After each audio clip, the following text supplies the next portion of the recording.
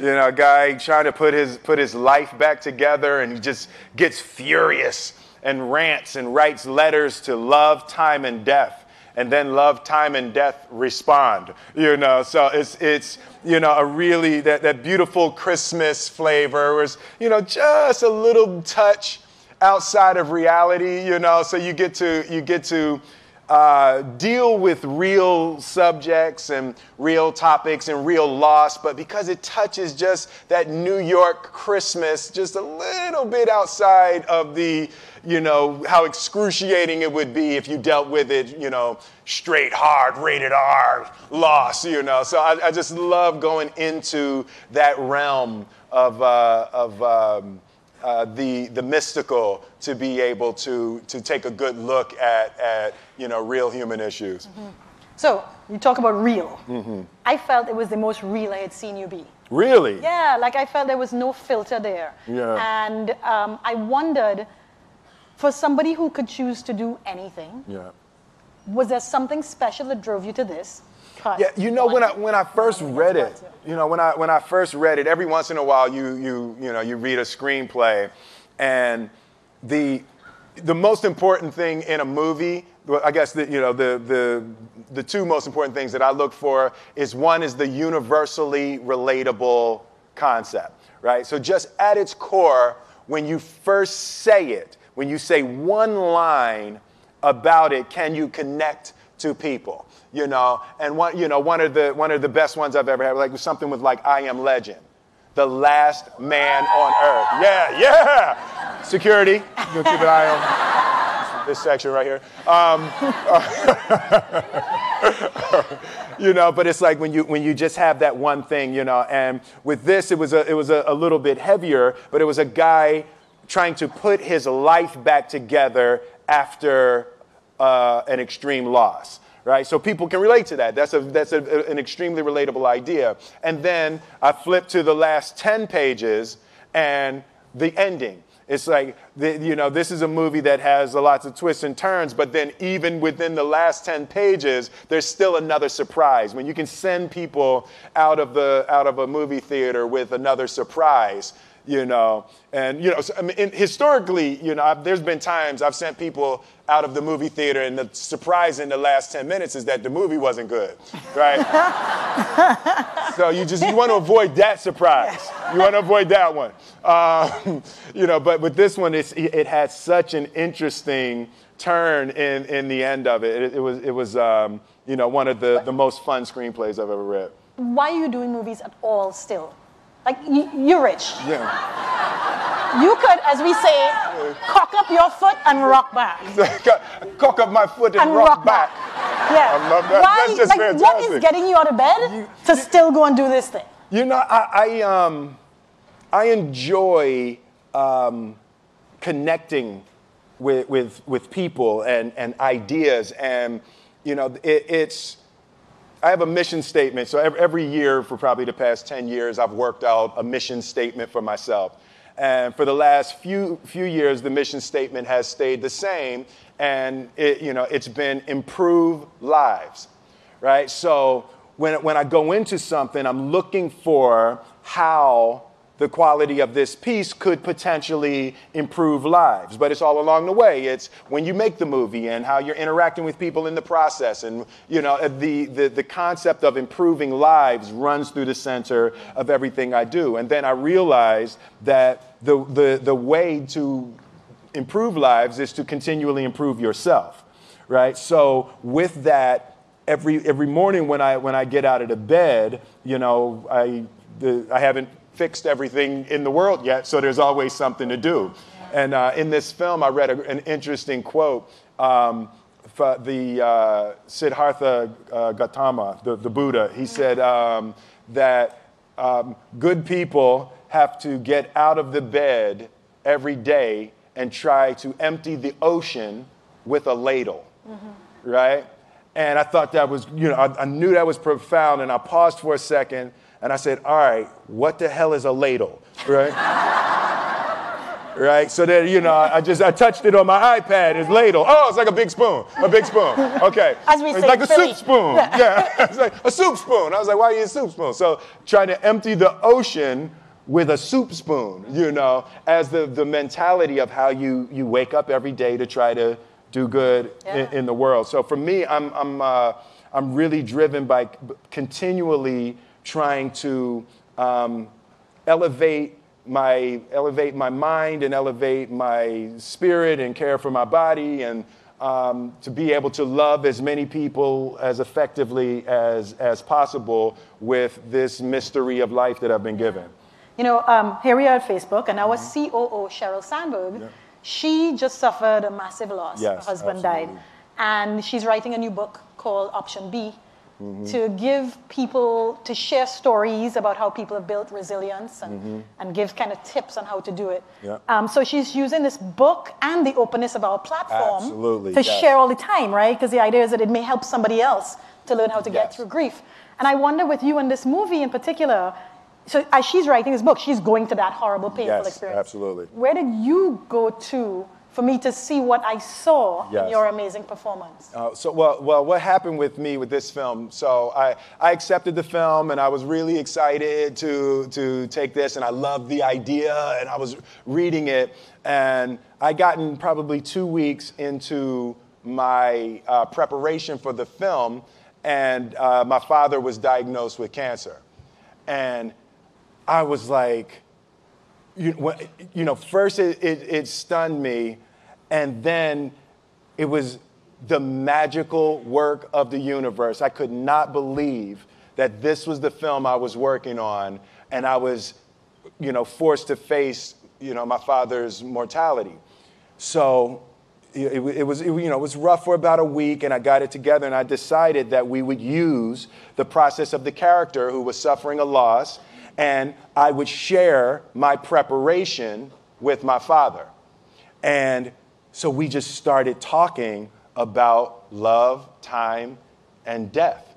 And it was some of the most open and powerful conversations that we'd ever had. And they gave him 6 weeks. And he lived for 4 months. So about 3 months into the 6 weeks, I go to see him one day, and he said, "Man, this shit is embarrassing." And I said, "What, Dad?" He said, "Man, you tell everybody you're going to be dead in 6 weeks. 3 months later, you still hanging around." Missed that, Dad. Yeah, I know, right? But it was so beautiful, and we got to a place that we were talking open and comedically and really, I think I was able to embody the ideas of the loss and also the redemptive quality of the pain. The loss is bound to joy. Like pain and suffering are bound to joy. The being able to survive something is actually a big part of being able to find that next wave of joy. You appreciate smaller things, right? Like it was so magnificent for me. My father died on November 7th. But it was so powerful for me to be cleansed of box office. Like, I don't need the box office to be huge on this film. I don't need to win any awards. I just don't care. It was the film that I worked on that I was actually able to comfortably and beautifully say goodbye to my father. And I hope that this film embodies a bit of that, so other people who are experiencing things like that will be able to use it in that way, and it can potentially be helpful and help someone else. So it was powerful to be cleansed of the foolishness of the game of numbers and awards and all of that type of stuff, to actually be able to create a piece of art that legitimately I just want people to see and hope it can be helpful and transformative in their lives. You're talking about perspective. Perspective, absolutely, right? Yes. How much does fear play into preventing us from grasping perspective, though? Oh, no, fear is everything. Yeah, like if there was one concept that I would suggest to people to take a daily confrontation with is fear. The problem with fear is that it lies, right? So fear tells you, hey, you know, if you say that to that girl, she's gonna know she has you, you know, and she'll never really be attracted to you if she knows how much you attracted to her. Don't say that, no. How we get her is when she walks by, ignore her. Right, so You know, it's like, pop it on your shoulder. fear tells you dumb shit like that, right? You know, so for me, the daily confrontation with fear has become a real practice for me since about three years ago. I went skydiving in Dubai, right? And skydiving is a really interesting confront with fear, right? So I gotta stand up. I'm sorry, I gotta stand up. All right. So all your friends, what happens? You go out. I dropped my thing. Yeah. So what happens is you go out the night before and you take a drink with your friends and somebody says, yeah, we should go skydiving tomorrow. And you go, yeah, we'll go skydiving tomorrow. Yeah. And you go, yeah. And everybody goes, yeah. Right? And you go home by yourself. You're like, Right? You're like, well, I mean, they was drunk too. Right? So maybe they not, maybe, I mean, we don't have to go. We don't have to do it. So then that night you're laying in your bed and you just keep, and you're terrified. You keep imagining over and over again jumping out of an airplane and you can't figure out why you would do that, right? And you're laying there and you have the worst night's sleep of your life, but you still have the hope that your friends were drunk, right? So you wake up the next day and you go, down and you say where you were going to meet and everybody's there. You're like, oh, shit. All right, cool. Right? So you get in the van and you don't know that your friends had the same night that you had because they're pretending like they didn't. They're like, yeah, man, my uncle's a Navy SEAL and, this is going to be great. I've been looking forward to this. And you're like, oh, my God. And your stomach is terrible. You can't eat and everything, but you don't want to be the only punk who doesn't jump out of this airplane. So you get there and then you have this safety brief. And you're standing there, and the guys will tell you, well, if the chute doesn't open, what's going to happen is well, why the hell, what could happen? That the chute wouldn't open, right? So you do a thing, and what you do is your first jump, you're attached to a guy who is going, he's going to walk you out. So you go, and you get there, and there's an airplane, and nobody's stopping. Everybody's still going. So you get onto the airplane, and you're sitting there, and it's extra because you're sitting on some dude's lap, some stranger. You're sitting on his lap, and it's like, you're trying to make small talk. Yeah, man. So you be jumping with people all the time, huh? Right? So, and then you just want to make sure, you got kids, right? You got people you need to see, right? You just want to make sure he's serious, right? So you get in there. So everything's normal. So you fly and you go up to 14,000 feet, and you notice there's a light. It's red, and it's yellow and green, right? So right now the light's red. So then you start thinking at some point the light's going to go green, but you don't know what's going to happen, right? And you wait, and it goes yellow, and the light goes green, and somebody opens the door, and in that moment you realize you've never been in a freaking airplane with the door open. Right? Terror. Oh, sorry, I'm spitting. Oh, sorry. No, terror. Right? So you go, and then, if you were smart, you sat in the back so you don't go first, right? And then people start going out of the airplane. And you go, and the guy walks you up to the end of the thing, and you're standing, and your toes are on the edge, and you're looking out down to death.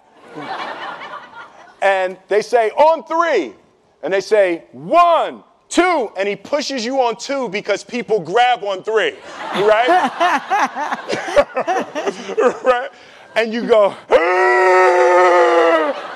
and you fall out of the airplane, And in 1 second, you realize that it's the most blissful experience of your life. You're flying, right? It doesn't feel like falling, right? It's like you actually are kind of held a little bit by the wind, and then you start falling, and there's zero fear. You realize that the point of maximum danger is the point of minimum fear. It's bliss. It's bliss, and you're flying, right? And you're doing that, and then 20 seconds, 25 seconds, 40 seconds, and you have enough time to just kind of be like, oh, shit, that's that building. I like that one. Oh, you can see the ocean. Right? You start doing all of that, and the lesson for me was, why were you scared in your bed the night before? What do you need that fear for? Just don't go. Why are you scared in your bed 16 hours before you jump? Why are you scared in the car? Why could you not enjoy breakfast? What did you need that? The fear is fear of what? You're nowhere even near the airplane. Everything up to the stepping out, there's actually no reason to be scared. It only just ruins your day.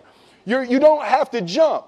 And then in that moment, all of a sudden, where you should be terrified is the most blissful experience of your life. And God placed the best things in life on the other side of terror. On the other side of your maximum fear are all of the best things in life. You know? Mm-hmm. So that was sorry. So that was, no, it's good. So that was my experience with skydiving and fear. All right. All right. So practically speaking. But I didn't like that take. I'm going to do it again. Back to the top. I can sell that better. Oh, no. when you decide to do something like that, like how does it work practically? Do you call your wife and be like, I might be dead tomorrow. Right. No, but that's. But I made a drunk promise. Yeah, I made a drunk promise. Yeah. How about this? So I jumped. I had such a mystical, powerful, spiritual experience. I flew home and got my sons, and I went back, and 10 days later, my sons jumped, right? Yeah. Now, that was a little different. Oh, let's see, that makes me stand up, right? Because I'm scared, right? So Jaden went first, right? Jaden wants to do everything first. So I'm sitting there and I'm like, yeah, my sons are going to have this crazy experience. And then Jaden went out of the airplane. And I was like, Then my oldest son, Trey, goes up and he goes out of the airplane. And I was like, this could potentially be the worst display of African-American parenting in history. Right. I was like, both my sons just fell out of an airplane. Jumped. Right? Jumped. Right. Because I told them to.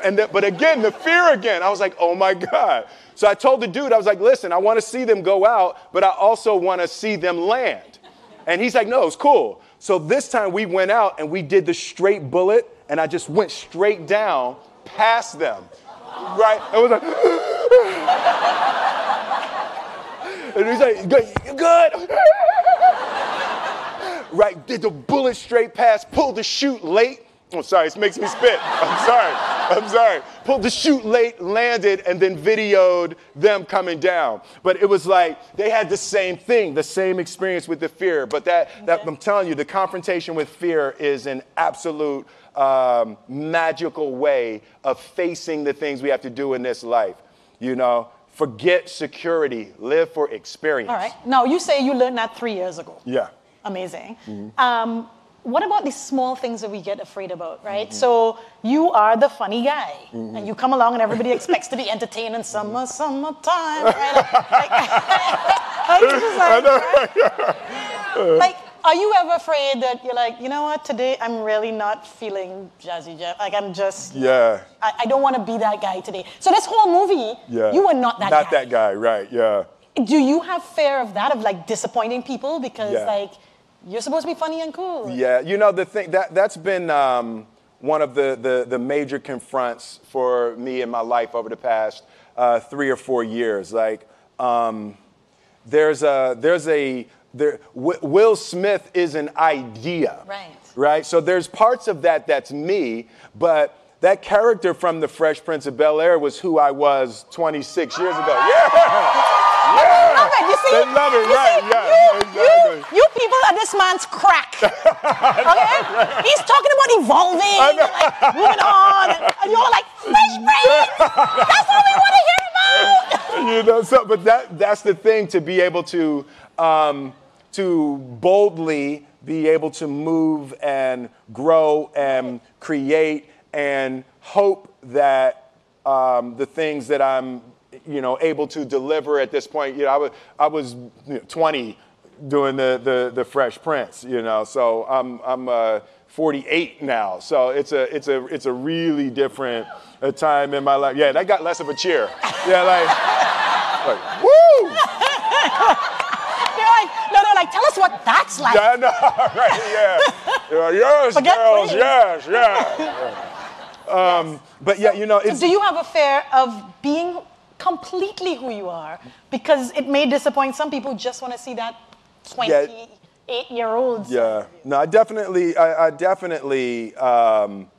have difficulty with that. There's a certain, when you've created things that are so iconic, it becomes healing for people. Nostalgia is healing.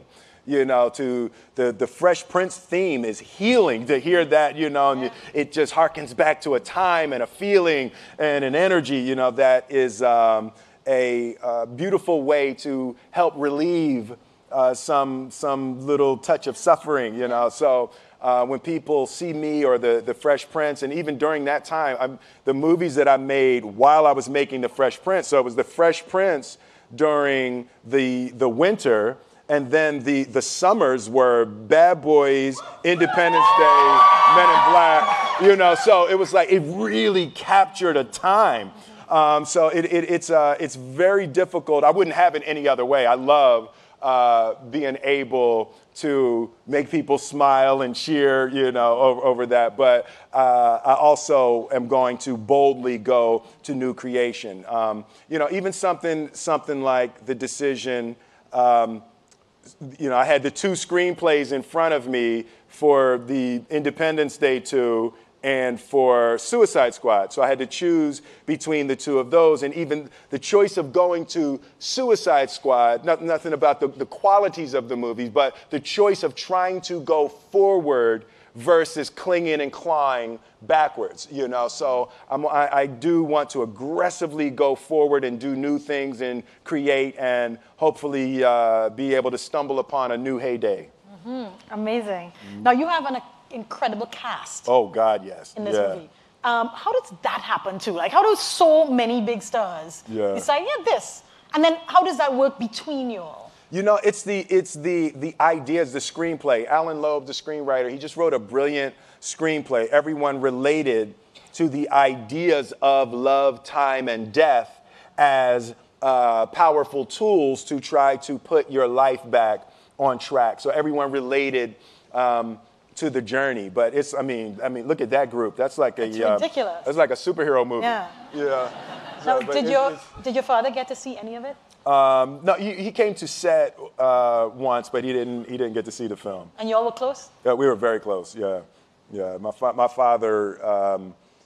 When I put my life together and I look at my father, my mother, and grandmother were the most influential people in my life. And in my mind, when I draw it, I always draw a triangle. And my father was the base, and my mother was the left side, and my grandmother was the right side. And I always put discipline as the bottom. My father, hard work, discipline, endurance was really the foundation of creating my life. And my mother was education, and my grandmother was love.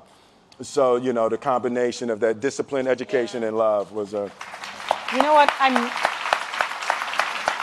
I'm really grateful for you sharing with us that part of you and also the struggle with his death, because the other thing is that we live in a time where people show these curated sides of them because I think of the same fear. Yeah. Right? You just want to be this piece. Absolutely. Not all the rest of it, but you struggle. Nobody wants to hear all of that, It's Facebook. Come on, let's have fun.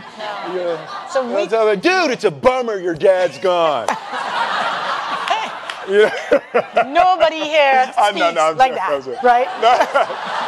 We're like, oh, come on, brother. It's a bummer your father's gone. No. No, but, for me, laughing is the elixir, and that was another thing that my father taught me. He was joking all the way up to the end. Like laughing, you have to be able to laugh at everything. Yeah. And for me, the beautiful part is that's my natural color on the spectrum. I naturally go to comedy, and when I'm looking at something, I'm always trying to find why that's funny. And, it's been really, really helpful in this experience and even just this point in my life.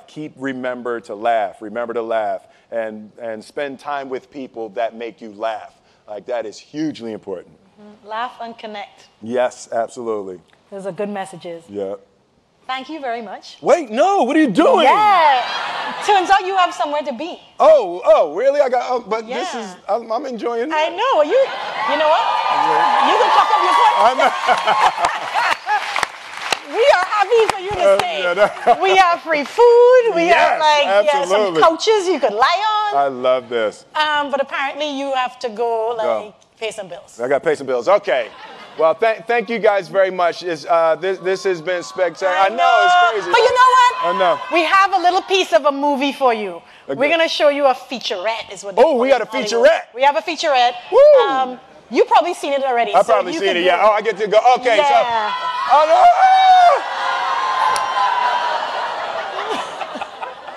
But you'll be back, right? Run the track. Run the track. Thank you. What is your why?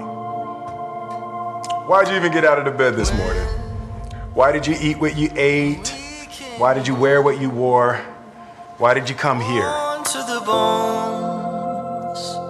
My why is to improve lives. I found that that's the thing that gives me the most joy. It's the thing that energizes me the most when I can create, when I can be a part of a group where the focus is to bring joy and to relieve suffering.